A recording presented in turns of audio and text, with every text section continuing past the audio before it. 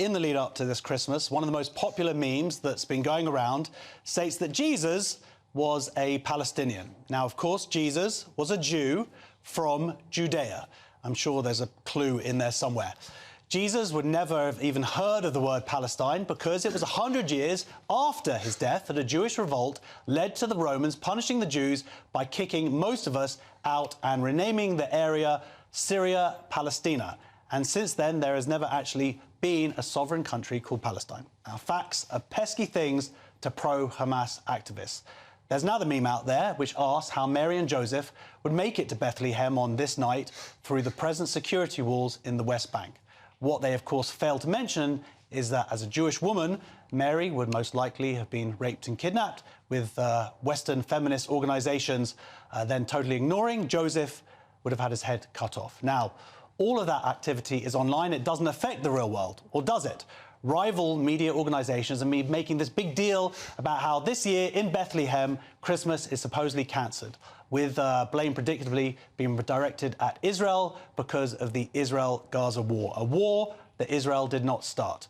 And what those media organizations always mysteriously fail to mention is how, because of Islamist persecution, the number of Christian Palestinians in Bethlehem has decreased from 86% of the population to now just 10%. In Gaza, since Hamas took over in 2007, the 3,500 Christians are now down to 1,000. And in Israel, it's the only country in the Middle East where the Christian population has actually increased. And what about closer to home, in the West? Yesterday, pro-Palestinian activists shut down the entrance of O'Hare Airport in Chicago just as thousands of people are trying to get home to their families for Christmas. And look at this clip from Australia.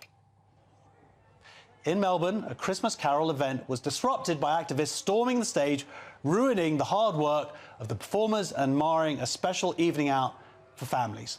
And even closer to home today, yesterday, actually in London's Oxford Street, here we are, the now weekly outing of Islamists and far-left cranks succeeded in shutting down shops and preventing people from getting their Christmas shopping done. The Met Police then had the temerity to post online that the march was peaceful, as though intimidating shops to close on one of their busiest days of the year is somehow peaceful and acceptable. What's even more insane is that that particular shop in the clip, Zara, has absolutely nothing to do with Israel. It's a Spanish fashion company that I sometimes buy shorts from.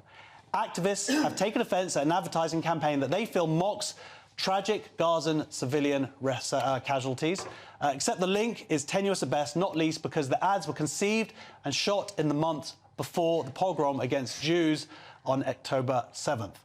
Now, this isn't to say that there aren't any legitimate questions to ask about the conflict between Israel and Gaza. Is Israel doing everything it can to prevent civilian deaths? What's the best way of getting the hostages home? What does the future for Gaza look like? Ask these questions, sure, but don't lie and incorporate terms that don't apply, like genocide and ethnic cleansing and apartheid. Now, here's a clip from yesterday in Gaza.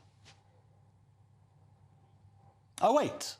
It was actually Turkey bombing Kurdish positions.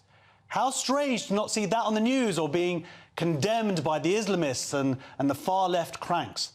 What a bunch of hypocrites. They're happy to try and ruin Christmas for everyone else, but they won't protest or post stuff when it's Muslims killing Muslims. When hundreds of thousands were murdered in Syria, I don't remember activists trying to shut down Christmas then. And why not, eh? Because simply it didn't involve Jews. So I'd like to say to all these supposedly pro-Palestinian activists, and by the way, I consider myself pro-Palestinian, please, it's Christmas. Leave Jesus alone. And whilst you're at it, can you leave his people, the Jews, alone as well?